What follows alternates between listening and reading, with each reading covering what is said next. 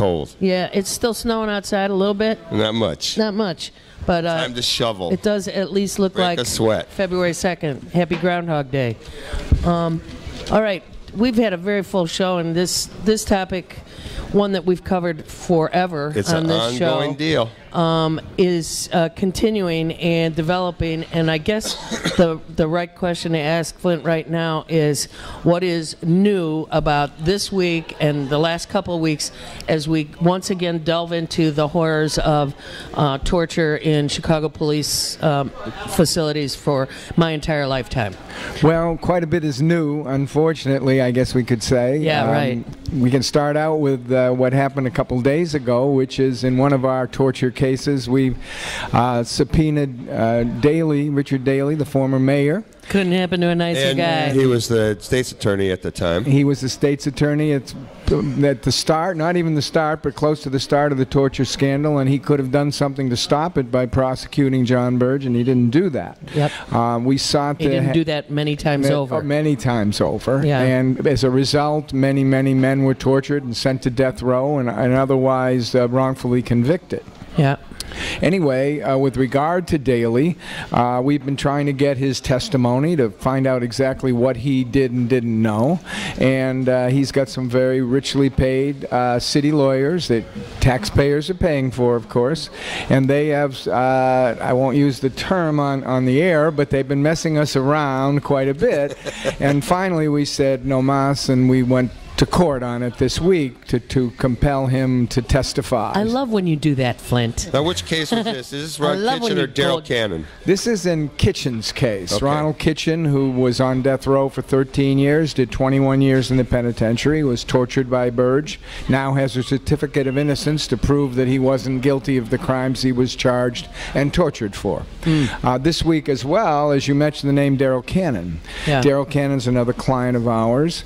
Daryl Cannon was tortured at a remote site on the south side of Chicago by a couple of Burge's henchmen, higher-ups in his ass-kickers, as they were known internally, by the name of Byrne and Dignan.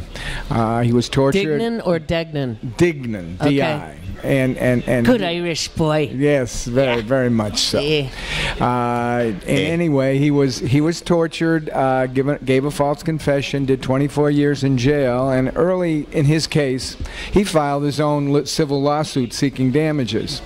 This was before the torture came out, and we started to uncover it. Really? The city bought him out for $3,000. Holy smokers! So he got out 3-4 years ago. 24 years in jail, and we filed a new suit saying that original suit couldn't stand because it was the product of fraud, cover-up, conspiracy. The city has poured $1.8 million into the defense taxpayer of that. dollars, That's folks, right, to defend a $3,000 verdict. defending torturers, not paying for schools. That's Get right. it? Get it? Yeah, they get it. Come on. Come on. So this case went all the way up to the 7th Circuit Court of Appeals, and I argued it last week, and the city sent their lawyer in, and the judge, there's 3 judges in the 7th Circuit that hear cases, and one of them is a very progressive judge by the name of Rovner, Judge Rovner. Right. And she spent the 15 minutes that the city had to argue, grilling this guy about the cover-up. She said, and this is a quote, "It's a miracle. I feel it's a miracle that this evidence has come out." She said, "There's been cover-up, there's been fraud, there's been," and her voice was like cracking. She was so really upset by gave it to him, it seemed like, in the story. God love her. And hopefully we'll get a very strong opinion from the 7th Circuit that'll say that Daryl Cannon deserves a new day in court because of the fact of this unbelievable cover-up by the city. Judge Rovner. Write her a letter. Say, keep on it, girl. Of course, it is a female judge, but... And then you mentioned off-air Anita Alvarez, one of everybody's, quote, favorites, unquote. Well, I just want to be clear. You know, she is the state's attorney, and she was trained under the previous state's attorney.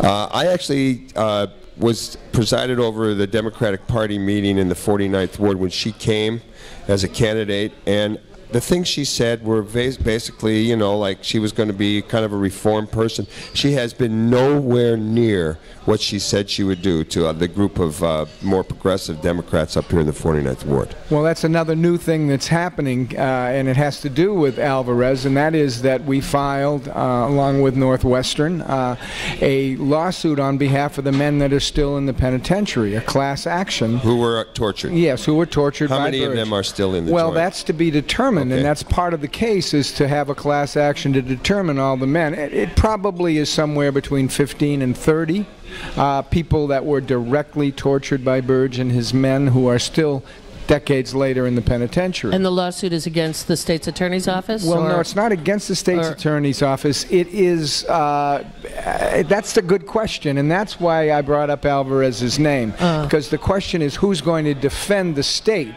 and prosecute these cases against the men.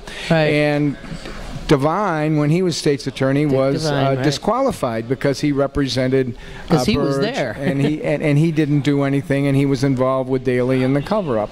Well, the judges have found that Alvarez is similarly conflicted, but now she's trying to get back in the cases, and in this particular case, no doubt to try to derail the attempt to get these men new hearings on their allegations of torture. So she's saying, I'm not conflicted because I'm not Daley and I'm not Devine. but she was there, She was there.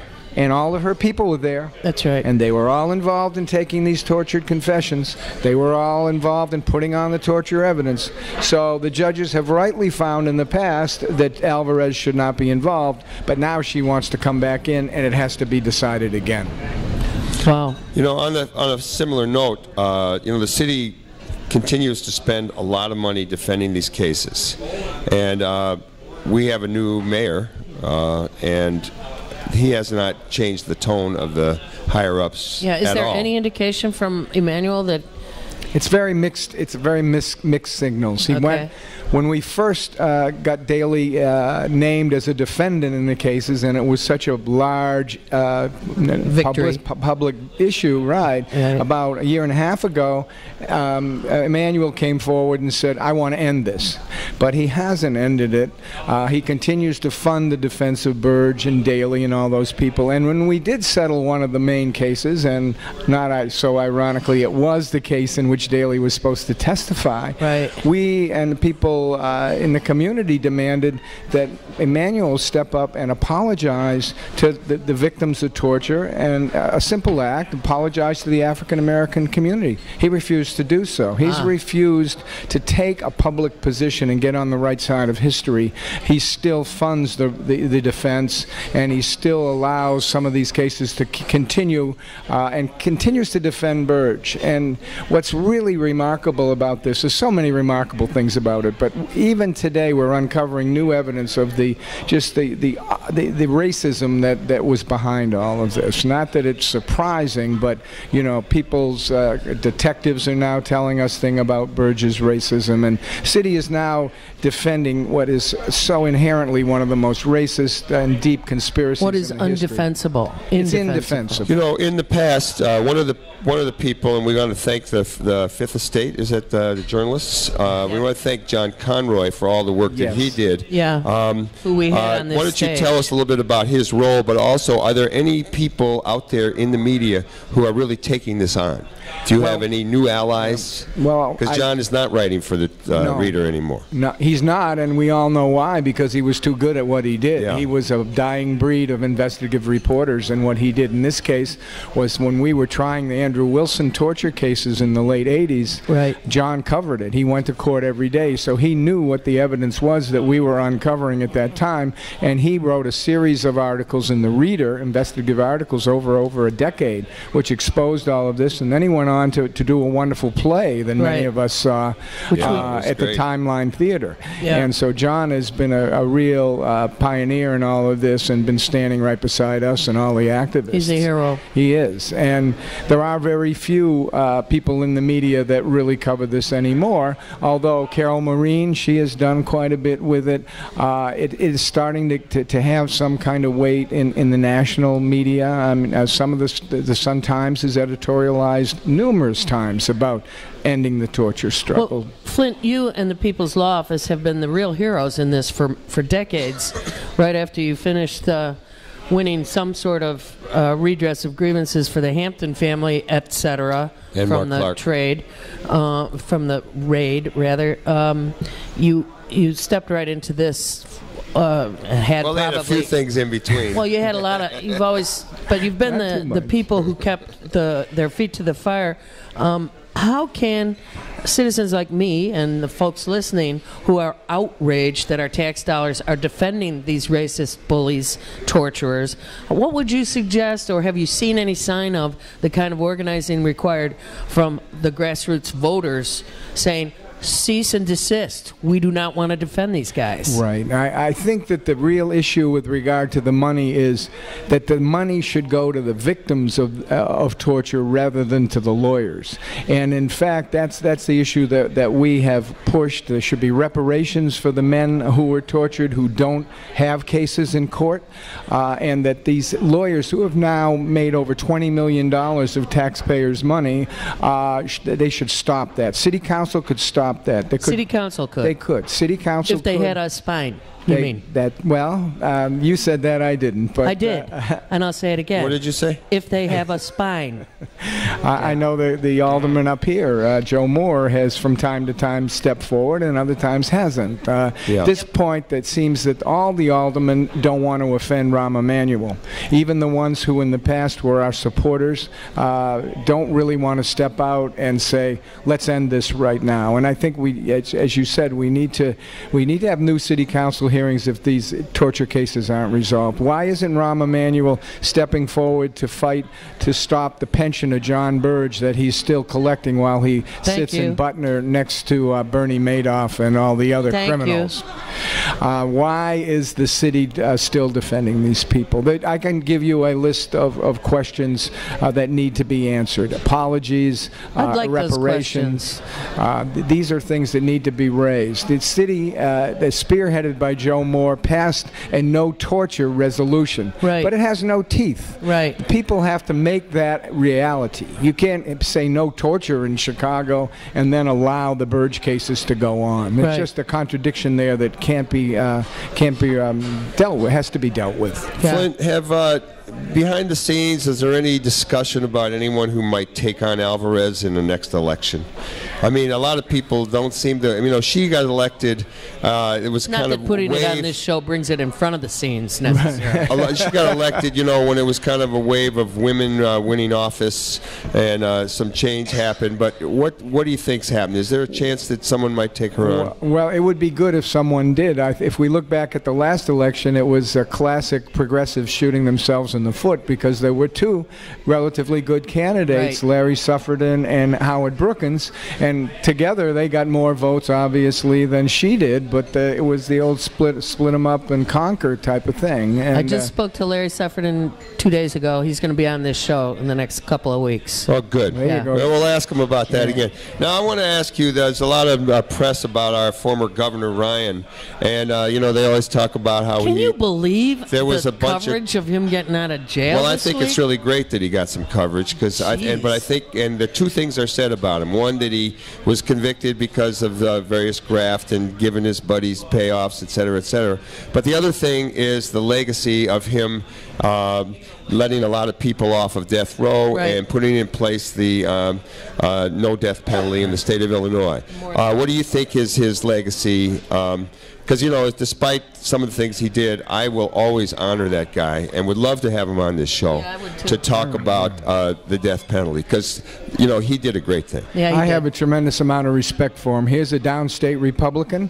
One of the first things he had to do when he was in office was to pull the switch on a man on death row. He did it once, but then he started to think about it. And then he issued the moratorium when the Anthony Porter case was put to him in 2000. 2000, and then on his way out, he, as you said, he pardoned four. Not only did he clear death row and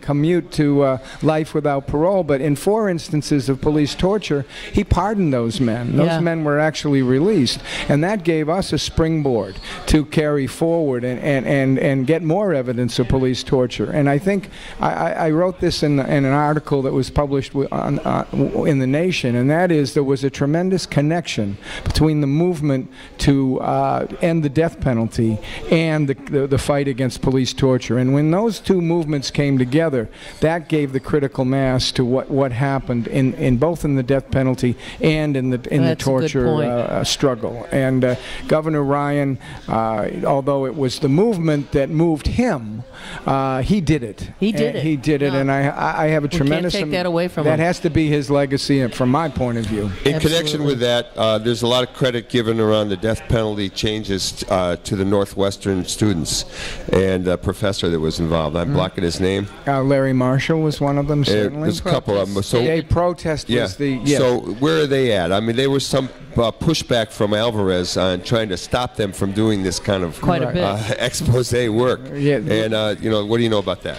Well, those weren't the same. Obviously, they're different students, but day protest went on and was actually driven out of Northwestern because of some of the cases that he was dealing with. And now he has an innocence project, and he's continued to deal with cases of innocence. And that Anita Alvarez went after those students and attempted to instead of dealing with the innocence issues in the cases, went after the students who had helped to develop the evidence of innocence, and that's another really dark spot on her record, and it makes me completely distrustful of her and her motives. Did you watch her on 60 Minutes? I haven't, but I heard she was just really terrible. That was an embarrassing moment for Ms. Alvarez. And those were a couple of... Actually, I'm involved in both of those cases as one of the lawyers, one of the many lawyers, and she should have kept... my advice to her would have been, don't talk, because the more she opened her mouth, the worse she looked. Those cases are so obviously innocence cases, and anybody who had half a brain and half a heart would know that those kids were all innocent and framed by the Chicago and the Dixmoor police. Instead, she starts talking about necrophilia. Oh man! What a goofball. Flynn, we got 2 minutes left. Tell us what we're missing. What's going on, whether in Chicago or out in the world, that people should be paying attention to? Well, there's so many justice issues out there, Michael and Katie, as you know, and but the torture issues, the death penalty issues here in the city really highlight some of the outrageous nature of it. And I want to mention too that when we talk about torture, we're not just talking about the kind of torture that happened under Burge, electric shock, baggings, the kind of things that happen around the world. We're also talking about prisons. We're talking about supermax prisons. We're talking about super isolation. That's all torture. And there's all new forms of torture. Then, there's the taser that's being used. There's all sorts of kinds of techniques that are used in prison. So we have to broaden our view of what torture is. And if we do that, we need to be demanding not only that Burge and them be brought to justice and that the mayor stop defending all of this, but that we look more broadly into what this country and this state and this city does with regard to all forms of torture. So it is a good thing that Quinn shut down TAMS?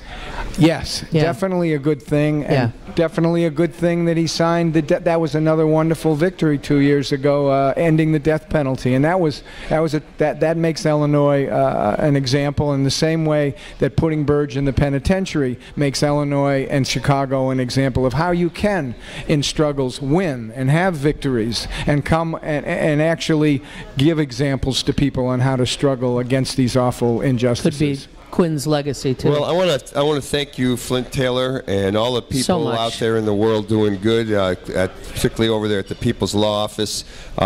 You do great work. Are you working out? You're staying in shape. You look good. I want to make sure you stick around for a long time. With us. That's right. I got to run in the next race over here. I keep it's too early for me, man. Have it at noontime. We should have a noontime race. I'm with that. But people want to get more history in terms of what we've done in our cases. peopleslawoffice.com. We have a pretty good website. We got a lot of stuff on there. And Michael and Katie, I want to say one thing in closing. You mentioned the Hampton case. As you know, one of the great people in that case who survived, Doc Satchel. Doc Satchel, and bless he his just heart. passed away. And I Bless just him. want to say something and let people know. We should talk more about Doc Satchel in the whole Black Panther thing in What a future wonderful shows. person. Really? Yeah, I did get those emails, and people were looking for some dough to help with his burial. Right. I want to thank everybody who makes this show possible. There's a long list. I'm not going to give them all. Next week we are going to have Ami Tyler talking about her dad and mom's beautiful art. Coming up on the 16th, we're going to have the Urban Twang folks, and I do want to call special attention to our show on March 2nd. We're going to have an old buddy of mine, Mark Smith, who wrote a book called basically about Japan and the United States, and we're going to have the Literary March Madness people, Russ Bradford and Mike Lenahan, doing a lot of great talking about basketball. Do good in the world. The world needs all the good you can do. All power to the people. Over and out.